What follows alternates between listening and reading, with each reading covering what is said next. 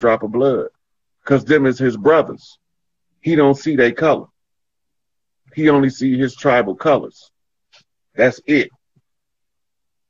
And this is how you know and you gravitate towards your tribe, even when you don't know where your tribe at. You look around, and the people that give you love freely just because they feel like it, right? And they love you just because it's free. I can love you for free. Come on over here and get some of this love. Come to the barbecue. We love to see you there.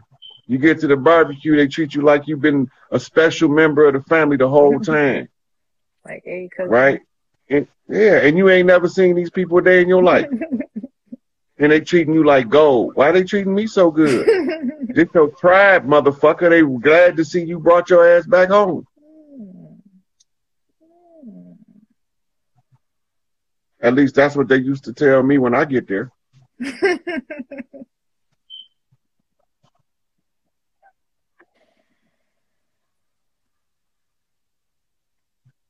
I know you folks, but you rock with the Stones, man. Come on, folks. You can rock with the Stones today.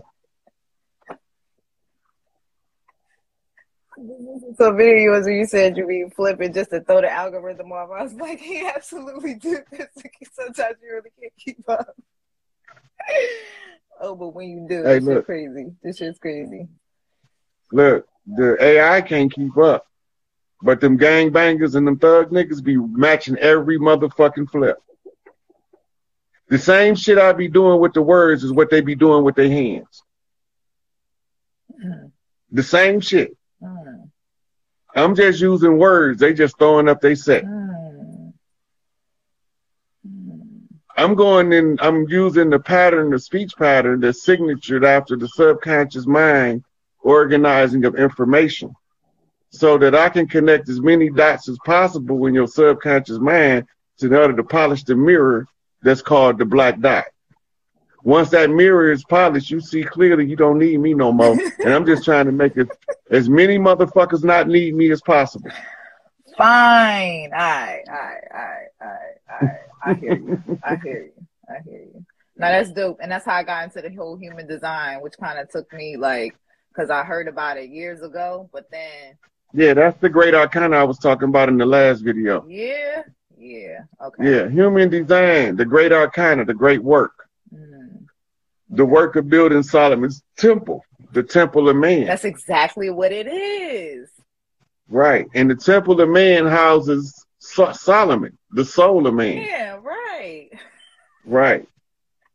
And Solomon has to go into the shrine in order to find out who is the Black Madonna so he can get his blessing from Big Mama.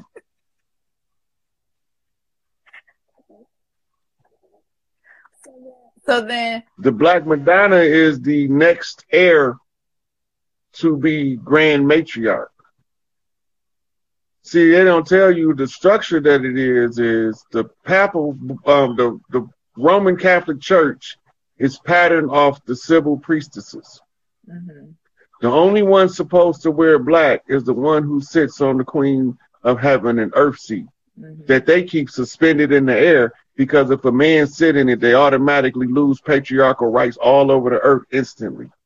So before they make that mistake of letting the janitor come through mopping and sit his ass in it, they elevated that bitch 30 feet in the sky in the church.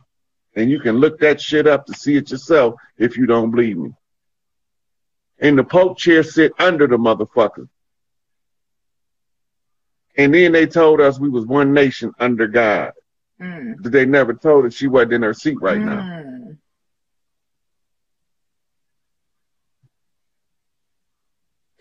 That's the great work. And that shit works great when it's in its proper motherfucking order. Put the power where the power goes, shit run the way it's supposed to run. That's the simplest explanation of matriarchy. It is Put the power where it's supposed to go, and it'll run the way it's supposed to run according to the laws of nature. We elephants in human form. Look at the elephant. Watch how they do. You don't even see a bull elephant until distress come, and you don't even hear Big Mama, the Queen Matriarch, call his ass until you see that motherfucker busting out of nowhere. Where did this big burly motherfucker come from? I'm charging from. You're right, actually. Yeah, because she's sending him messages in the ground. He don't walk with the women and the children. Him and the mother and them young bull males are out on the periphery. They patrolling the outskirts of where the women is. And as soon as the matriarch pound on that motherfucking ground and get that low grunt and they feel that rumble in the earth, it ain't enough lions in the motherfucking jungle to stop the motherfucking bull elephants from seeing what Big Mama wants. And Angel Bay a bull elephant. But he is Chicago bull. A big ass moose. He's a bison that won't be moved. And he in the rut. That means he ready to go. And Boy Blue, the crooked man, that nigga ready to walk. That's Big Tookie, the king crab. He don't fit in no fucking bucket, so he can't be part of no crab in the bucket shit. He don't even fit in the bucket.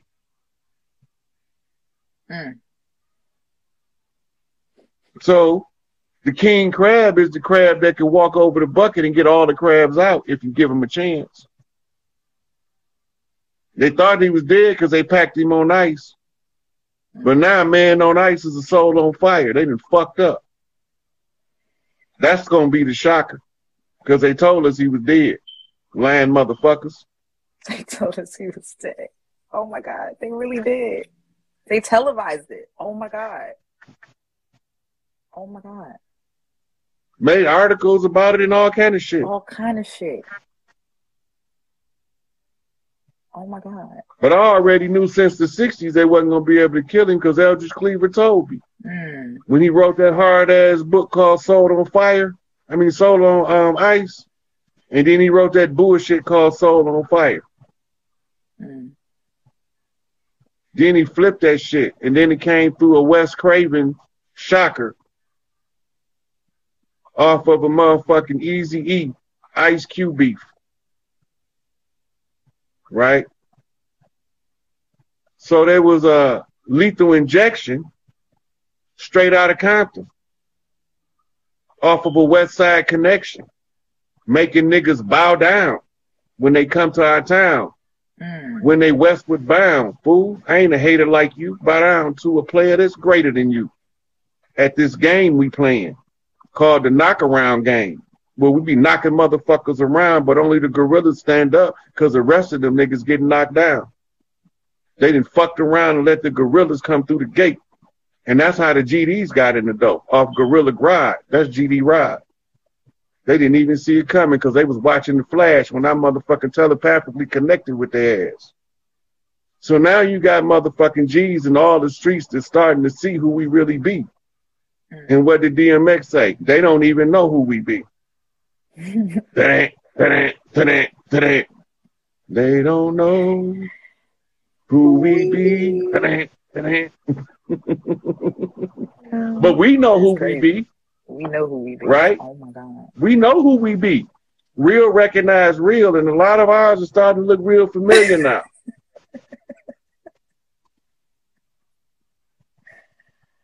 All right. Cool. I can take that. I appreciate you, as always. All the time. I'm gonna see if I can get some questions on the men in the matriarchy. All right, take it easy. Okay, sweetie. Bye. All right. But you gotta X me out. I got you. All right.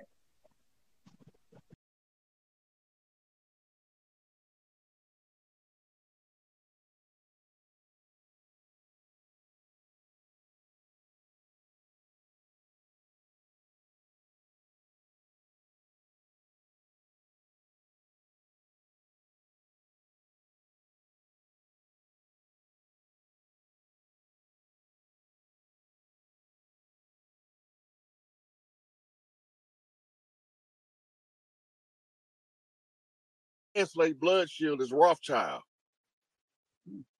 Nobody never do no real research on the Rothschilds. They did find that not a single Rothschild had a personal bank account with any money in it. Everything they did was through the foundation. Right?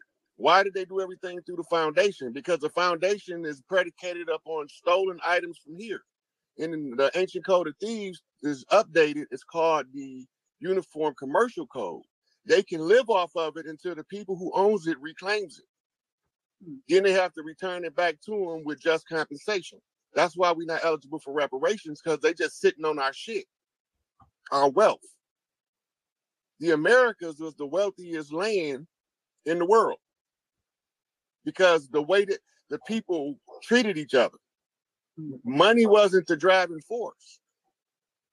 The love for your family was the driving force of everything we did. And that's the part that they couldn't understand when they got over here, because they believe in family feuds. Yeah, I mean, I read a book, and I don't know whether it was it so-called somebody we know that's allegedly supposed to be famous, quoted that when they got here, the people of the land, they were peaceable people. They were this, everything they wrote, what they encountered, what they were telling the truth, spoke to definitely not anybody who was savage or coming out of caves or anything. It was well established societies and laws and whatever that governed them. But yeah, they burned down our cities and flooded them out, blew them up with dynamite. We had massive structures over here. Chicago always been a metropolis for thousands of years, the same as New Orleans, the same as Detroit, the same as New York. Right? Those always been metropolises. This is what the World Fairs was filming. Was that a cover up though? They were actually these were. They had to keep a record. Look, they had to keep a record of it before they tore it down. Right, but they made pretend they had established these buildings as temporary World Fairs, whatever. But you couldn't even hardly take them down because they had been up so long. Am I correct? Right. That's when they came in with the dynamite and the demolition. So that's why you got the Great Fire of Los Angeles, the Great Fire of Chicago, the Great Fire of Miami. Florida used to be full of trees like the California redwood forest, and the people lived in the treetops and on the bottom of the trees. Those became known as, they started calling them Seminoles when they realized that they were a mixture of every tribe across the land. The Seminole means that they mix. It's a mixed tribe. But the tribes came as far away as the Polynesian Islands to fight in the Seminole Wars. That's where the war was taking place. Wow. So they backdoored us on the Louisiana Purchase. Whole tribes that moved their families closer to Florida so that their soldiers, their sons, can go fight in the wars. We were settling Arkansas, Alabama, Mississippi, Georgia, and Louisiana. We drop our families off there with big mamas, and then we go fight in the wars. Well, we left castles empty. We left villages empty, like the Pueblo in Colorado. The whole clan just got up. We finna go kick some ass. And now when they do the Louisiana Purchase, they declared that we abandoned the land, and as the protectorate, they had the right to resettle it. And that's the reason why that's how they violate the treaties, with the trick of the language, what they call legalese. Mm-hmm. Because if you abandon it, they got the right to claim it till you come back home. Well, isn't that the same thing now when it comes down to foreclosures and so forth? You get the notification, and some folks stand their ground and stay in their property, but as soon as you move out, they say abandon it. So the initial reason why they're going to take the property goes out the window. You abandoned it. It's like, finders keepers, losers weepers, so to speak. So the people that settle the land become squatters. Mm-hmm. This is where they come up with something called squatters' rights. It's called, in ancient law, it's called the right of fair use. If you ain't using it in its workable condition, somebody who's willing to use it and maintain the condition can use it. Well, why doesn't that rule apply now with all these vacant buildings and so forth that are around because people have abandoned them, for so-called economic reasons? Why is it that if someone was to take over and say, look, I'm going to do something else with this, it now's a crime? Because they got to first tie you to the paper chain. In other words, an adhesion contract. The property not changing hands under the corporate jurisdiction of the United States unless somebody's putting something on paper.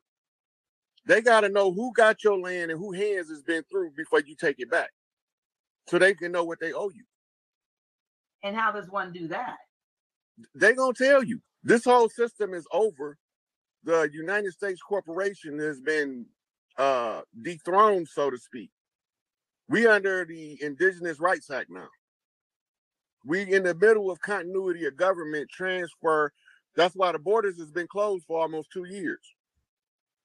From what I hear, the borders are being flooded by, so-called. Oh, I'm talking about the ports. All those ships that's still sitting on the ocean. Mm-hmm. They blamed on COVID. You can't have a government transfer and have your ports open. That's ancient knowledge. Anytime you transfer in government, you have to close the port so you don't allow yourself to the opportunity to be invaded by a foreign force while the government is in transition. But the foreign force is right here on the land, but as well as outside the land too. Right, but they in the process of being exiled from the land. Well, they're not going down without a fight, because it seems like before they go out, they're trying to throw every, bit of mandate laws or whatever those things that that mandate. A mandate is just a suggestion. That's not a law. Okay. It's just a suggestion. Okay. But we don't know that, and so if you just like, I guess, the illegality of income tax, it's a voluntary thing, but if you acquiesce and fill out their forms, then they have the right to apply. Because you agreed to the contract. Then the contract becomes enforceable. The Internal Revenue Service is an independent tax collection agency. They debt collectors. That's all they are. You audit yourself when you do the paperwork for them. So they allowing you to audit yourself. And tell them if you owe them anything. I was told that they were getting ready to institute some new procedure, like in 2024. I think it's like 2024. Or is it 2023? That they're going to already send you the tax paperwork filled out based on the information they've gotten in, and they're going to send you your tax, your whatever your 1040 or whatever you do, 1040, and then they're going to say this is what you owe or this is what you get back, because they're going to do it based on what they've gotten in. So that, which means they're probably going to disallow all of the deductions and all these things, so that they're just going to send it to you. I'm hoping that that's a fraudulent thing that was told to me. Everything they're doing is fraudulent. They are illegally occupying the territory of the false pretenses. That make every contract that they ever sign void, because it's a constructed fraud. That's why they don't never honor none of their treaties. If you ask the Grand Sheik, if you say, Taj, why they don't honor none of their treaties, he'd probably be like, I don't know. They just evil like that. No, they don't honor the treaties because they never made them with the people from the land in the first place. That's the part, because who knew, that they were making deals with folk that look like us that were not us. No, the people that look like us brought $5 Indians over here. And they made it with them. And they're the ones they made the contracts with. So that's why that group was recently able to get that land in was it Colorado? Where was it? All that smoke and mirrors. Oh, so it really isn't what. Look, those $5 Indians, when they got over here, they came as the indentured servants. They were originally prisoners of war from the Mongol Empire, war with the Romans, and the Huns, wars with the Romans, where they was taking slaves as spoils of war. They also brought some that come from what we called Hindustan, and they brought them over here. And this is the group we see doing all our rituals. The question is, how did they learn our rituals? What rituals are those? All of the dances, the things to do with the feathers, the peyote ceremonies. Oh, okay. Our rituals. And they have the powwows. Those folks having the. Yeah. Okay. But all that's our stuff. So when they was on the Trail of Tears, they was kicking the ones that looked like me and you off in the southern states. And the ones that they brought over here that passed off as Dawes Road's $5 Indians, they marched them onto reservations. And them the ones they wrote the treaties with so they can make us believe that we came from somewhere else. And none of our ancestors signed treaties with them. We didn't believe in that. We didn't believe in their style of contract law. We believed in a man say what he gonna do, and that's what he do, and he shake hands on it, and that's bounding before man and God. They needed the paperwork in order to keep us constantly recontracting with them with paperwork. That's why anything that you file with the system, whether you put them on notice, if you send them a legal form to put them on notice, you just made an adhesion contract recognizing their superior jurisdiction. Can you repeat that, please? I heard what you said, but can you say that again, please? Yeah. Anytime you file paperwork with them, any kind of legal forms, even if it's putting them on notice, you are agreeing to their superior jurisdiction over you in status. Nobody that is organic to the land, right, need to file any paperwork with anybody on the land because they from here. You organic to the land. You before a Native American. You before an Indian. You before all that shit. You before the Moors. But they don't want you to know it.